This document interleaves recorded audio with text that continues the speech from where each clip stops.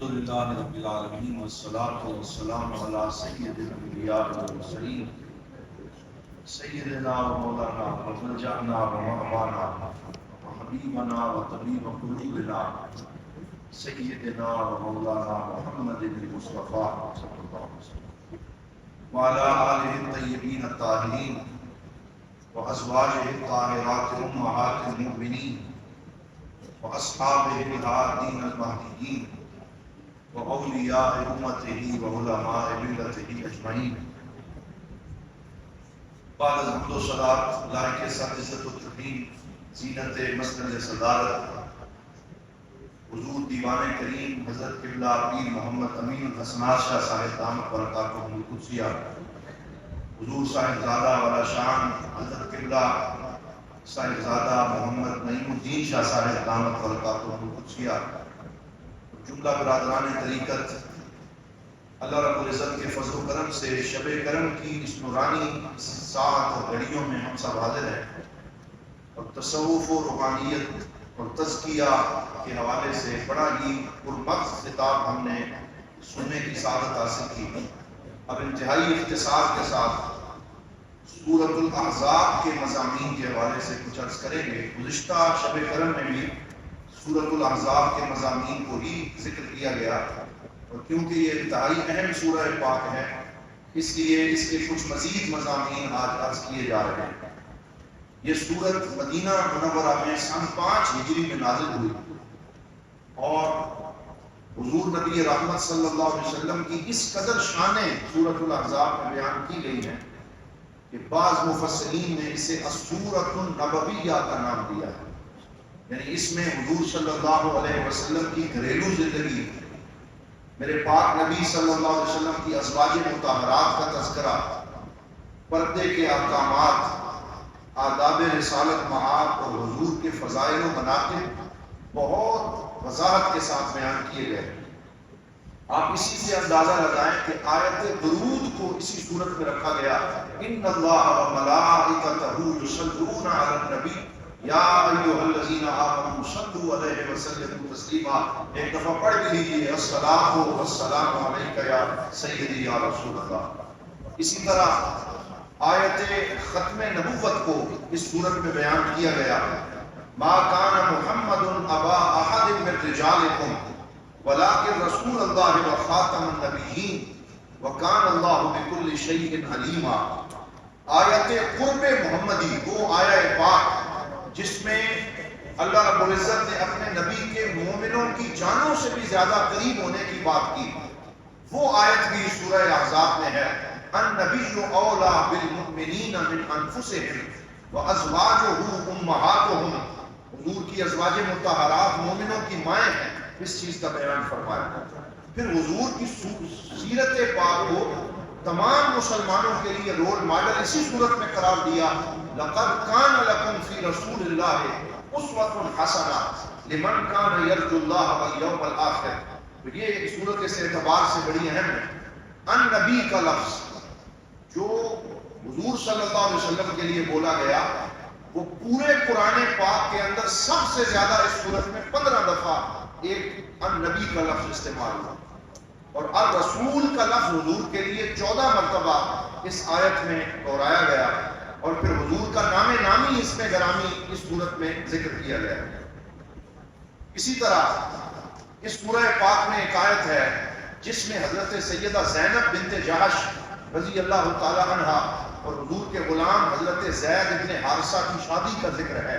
اور اس کے تحت تبنی کے احکام، اڈاپٹڈ چائلڈ کے احکام ذکر کیے گئے ہیں کہ جس کو منہ بولا بیٹا کہا جاتا ہے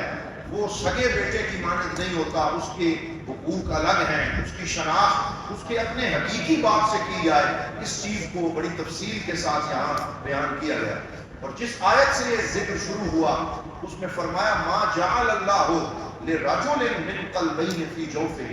کہ اللہ تعالیٰ نے کسی مرد کے سینے میں 2 دل نہیں رکھے۔ میں نے پہلے بھی ایک دفعہ بیان کیا تھا کہ ایک یہودی مستشرق نے ایک کلاس میں پڑھاتے ہوئے اس آیت پہ اعتراض کیا، اور اس نے کہا کہ اللہ تعالیٰ فرماتا ہے مسلمانوں کے قرآن میں کہ اس نے مرد کے سینے میں 2 دل نہیں رکھے، تو یہ عورت کا ذکر یہاں کیوں نہیں کیا؟ صرف مرد کا ذکر کیوں کیا؟ یہ سائنٹیفک ایک مسٹیک ہے نعوذ باللہ قرآن میں. جب یہودی نے یہ بات کی تو مسلمانوں کا ایک اسٹوڈنٹ اس کے سامنے اٹھ کے کھڑا ہو گیا اور اس نے کہا کہ قرآن میں کوئی غلطی نہیں، آپ کی سوچ میں غلطی ہے. قرآن کا ہر لفظ ہر کلمہ بامعنی ہے اور بغیر مقصد کے ذکر نہیں کیا گیا. یہ جو فرمایا کہ مرد کے سینے میں اللہ نے ایک دل رکھا ہے اور عورت کا ذکر نہیں کیا،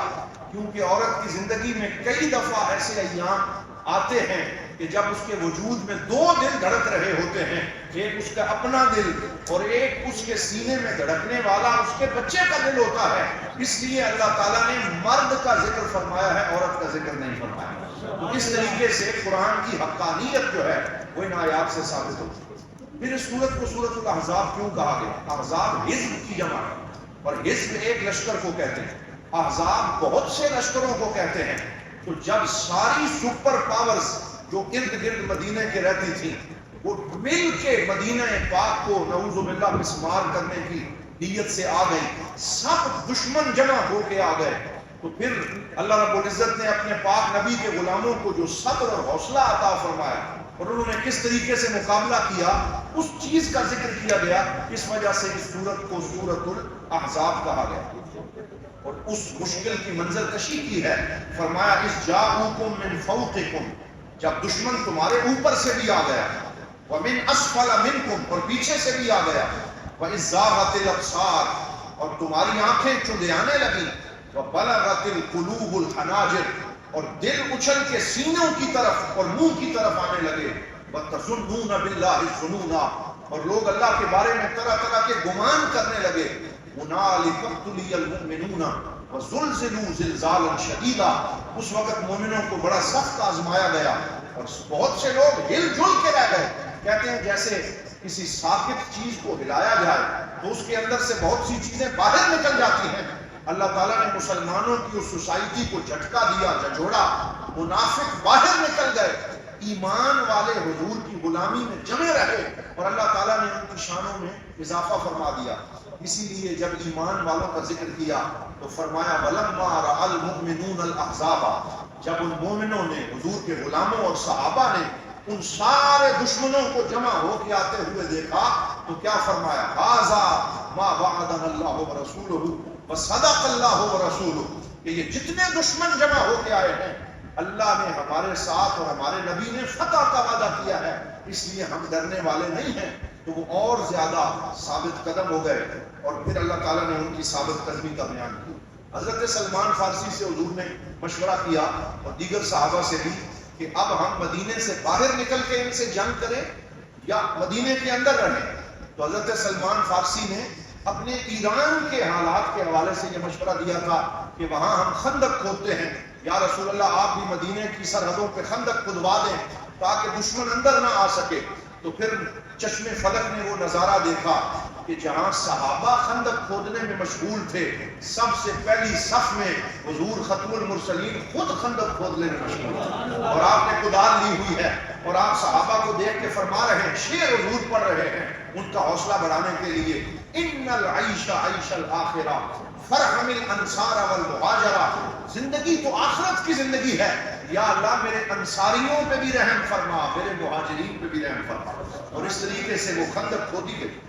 حضور ضیاء الامت رحمۃ اللہ علیہ نے ضیاء النبی شریف میں بڑی تفصیل سے یہ واقعہ بیان کیا اور ضیاء القرآن میں بھی فرمایا سخت سردی کا موسم تھا اور سردی اتنی تھی کہ وجود چپکے ہوئے تھے اور سر اٹھانے کی طاقت بھی نہیں ہوتی تھی اور دشمن ادھر سے جو ہے وہ خندق کے چکر لگاتا تھا اور اندر داخل ہونے کی کوشش کرتا تھا. تو اس وقت حضور صلی اللہ علیہ وسلم نے اپنے غلاموں سے فرمایا کون تم میں سے جا کے خندق کے پار جاسوسی کر کے آئے گا، دشمن کی خبر میرے لیے لے کے آئے گا. وہ کہتے ہیں اتنی سخت سردی تھی کہ پورے مجمع پہ سکتہ طاری ہو گیا، کوئی بھی ہلا نہیں، سارے جڑے ہوئے. پھر حضور نے فرمایا کون جائے گا، پھر چپ کر کے بیٹھ رہے. تیسری دفعہ پھر خاموش رہے. وہ ایک خاص کیفیت تھی جو بھی تھا، حتیٰ کہ چوتھی دفعہ سرکار نے فرمایا میں اب خود نام لینے لگا ہوں جسے میں نے بھیجنا ہے. تو حضور نے جس کا نام لیا وہ حضرت حذیفہ بن یمان رضی اللہ تعالیٰ. فرمایا حذیفہ اٹھو، تم جاؤ اور جا کے دشمن کی خبر مجھے دو. حضرت حذیفہ فرماتے ہیں اب حضور کا حکم ہو گیا، میں اٹھ تو گیا، لیکن کپ کپی طاری ہے، سردی ہے اور جسم پہ عجیب کیفیت ہے، لیکن میرے آقا کا حکم ماننے کی دیر تھی۔ تو کہتے ہیں جو ہی میں وہاں سے نکلا مجھے اتنی گرمی محسوس ہوئی جیسے میں نے کمبل اوڑھا ہوا، کمبل کی گرمی محسوس ہوئی، سردی کا کوئی خیال میرے ارد گرد موجود نہ رہا،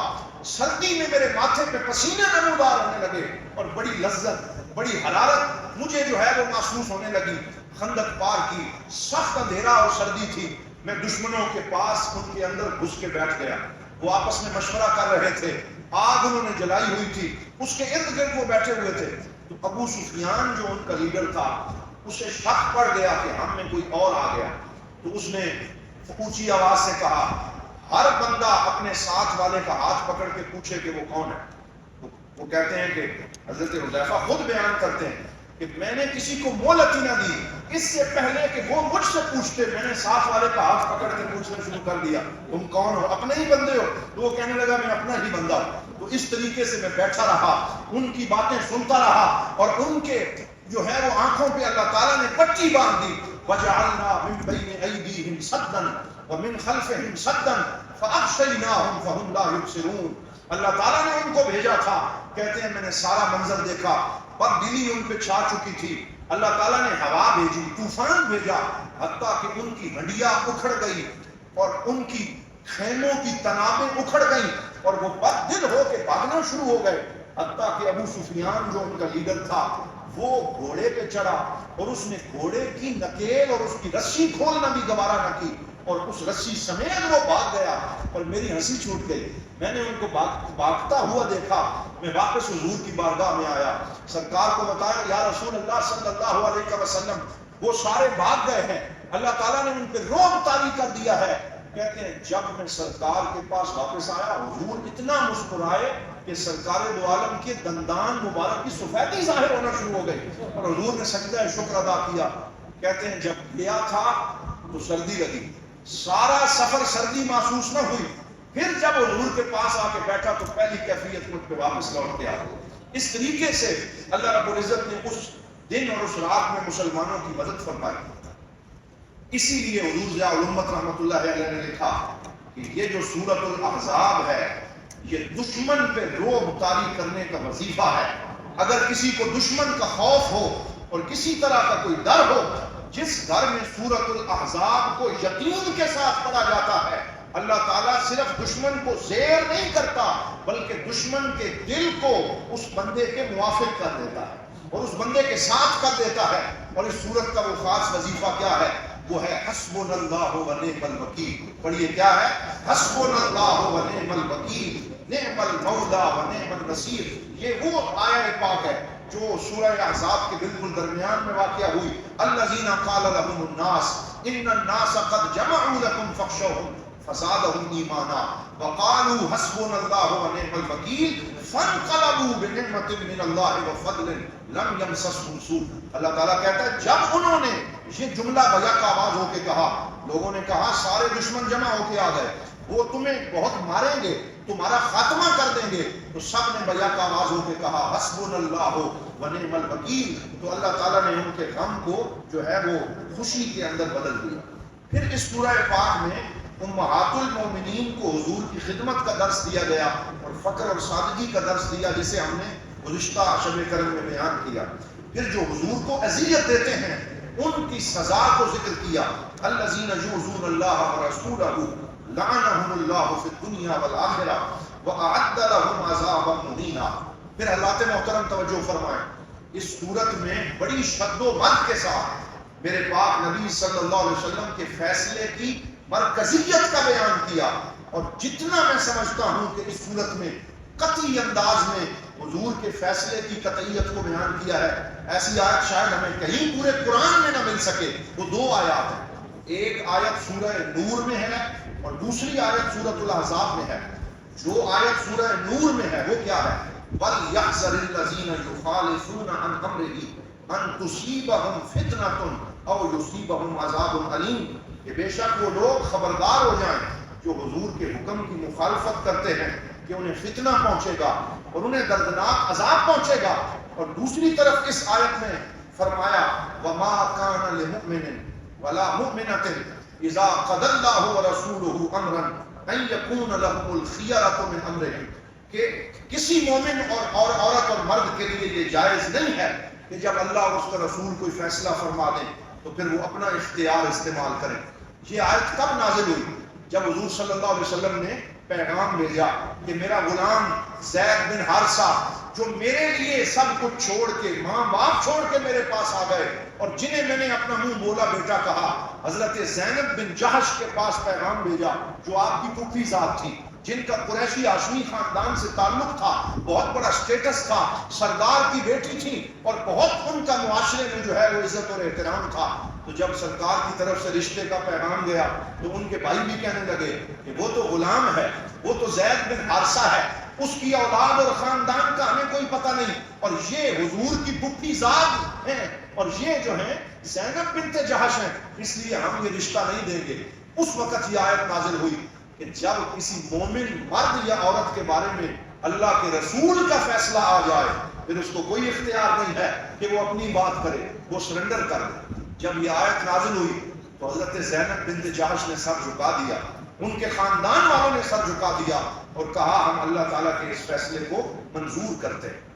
پھر اس سورہ پاک میں وہ عظیم آیت ہے جس میں سرکار کے مناقب کو جمع کر دیا گیا، اور جس کو سن کے ایمان تازہ ہوتا ہے، جس کی شرح کی کوئی ضرورت نہیں ہے، اسے سننا ہی کافی ہے۔ یا ایھا النبی انا ارسلناک شاہدا ومبشرا ونذیرا وداعیا الی اللہ باذنہ وسراجا منیرا وبشر المؤمنین بان لهم من اللہ فضلا کبیرا۔ اس میں حضور صلی اللہ علیہ وسلم کے مناقب کا بیان کیا، اور جب درود والی آیت آئی تو حضور ضیاء الامت رحمۃ اللہ علیہ نے 10 صفحات اس کی شرح پہ لکھے۔ میں اپنے طلباء بھائیوں سے یہ کہوں گا کہ ہو سکے تو اس تفسیر اور شرح کو ضرور پڑھیں، کس طریقے سے درود پاک کا شوق پیدا کیا، اور وہ احادیث لکھی جو درود پاک کی فضیلت میں ہیں، اور وہاں یہ بھی لکھا کہ ما جلس قوم مجلسا، کہ جب بھی کچھ لوگ کسی مجلس میں بیٹھتے ہیں اور وہ اس میں اللہ کا ذکر نہیں کرتے، حضور پہ درود نہیں پڑھتے، تو اللہ تعالیٰ ان کی اس مجلس کو قیامت کے دن ان کے لیے وبال بنائے گا اور ان کے اوپر بوجھ بنائے گا۔ اس لیے آپ اپنی عادت بنائیں، ہم اپنی عادت بنائیں کہ جب بھی اپنے گھر میں کسی مجلس میں اپنے اہل خانہ کے ساتھ بیٹھیں تو مجلس کے آغاز اور اختتام میں کیا پڑھا کریں؟ الصلاۃ والسلام علیک یا سیدی یا رسول اللہ، اور وہ درود جو ہمیں میرا شریف کے آستانے سے تحفے میں ملا، پڑھیے سیدنا کریم صلی اللہ علیہ وسلم، سیدنا کریم صلی اللہ علیہ وسلم۔ آخری بات جو میں عرض کرنا چاہتا ہوں، یہ والی آیت یا ایھا النبی قل لازواجک وبناتک ونساء المؤمنین، اے میرے حبیب آپ اپنی ازواج سے، اپنی بیٹیوں سے اور مسلمانوں کی بیویوں اور خواتین سے یہ کہہ دیں کہ وہ اپنے اوپر پردہ ڈال کے رکھا کریں، برقع اوڑا کریں، چادر لیا کریں۔ ذالک ادنیٰ ان یعرفن، اس کا فائدہ یہ ہوگا کہ باہر جب وہ جا رہی ہوں گی پہچانی جائیں گی کہ یہ مسلمانوں کی خواتین ہیں۔ فلا یؤذین، تو پھر کوئی انہیں تکلیف نہیں دے گا، سارے ان کو دیکھ کے نگاہیں جھکا لیں گے۔ تو اس میں پردے کا حکم دیا اور پردے کا درس دیا۔ اس آیہ پاک میں حضور ضیاء الامت نے جہاں پردے کی وضاحت فرمائی ہے وہاں عقیدہ بھی بیان کیا، اور حضور ضیاء الامت جہاں بھی عقیدہ بیان کرنے کی گنجائش ہو اس جگہ سے خاموشی سے نہیں گزرتے۔ اب یہاں آپ نے کیا فرمایا کہ اللہ تعالیٰ فرماتا ہے قل لازواجک وبناتک، اور بنات بنت کی جمع ہے، اور بنات کا اطلاق 3 سے زیادہ پہ ہوتا ہے یا 3 پہ ہوتا ہے، تو اس سے پتا چلا کہ حضور کی ایک بیٹی نہیں تھی۔ بولو حضور کی کتنی بیٹیاں تھیں؟ 4 بیٹیاں تھیں۔ ان 4 صاحبزادیوں کا ذکر کیا، پھر دیگر مسلک کے لوگوں کی کتب سے دلائل اور احادیث ذکر کی تاکہ کوئی اس بات کا انکار نہ کر سکے کہ سرکار دو عالم صلی اللہ علیہ وسلم کی اولاد پاک کتنی تھی۔ تو خلاصہ کلام کے طور پہ ہم یہ کہہ سکتے ہیں کہ سورۃ الاحزاب وہ سورت ہے جس میں حضور صلی اللہ علیہ وسلم کی ذات کو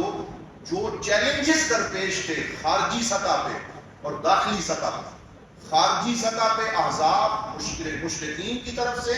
یہود کی طرف سے، اور داخلی سطح پر منافقین کی طرف سے، ان چیلنجز کے بعد اللہ تعالیٰ نے حفاظت خداوندی کا بیان فرمایا کہ اللہ تعالیٰ اپنے نبی کی حفاظت فرما رہا ہے. یہ وہ صورت ہے جس کے بارے میں حضور ضیاء الامت رحمۃ اللہ علیہ نے لکھا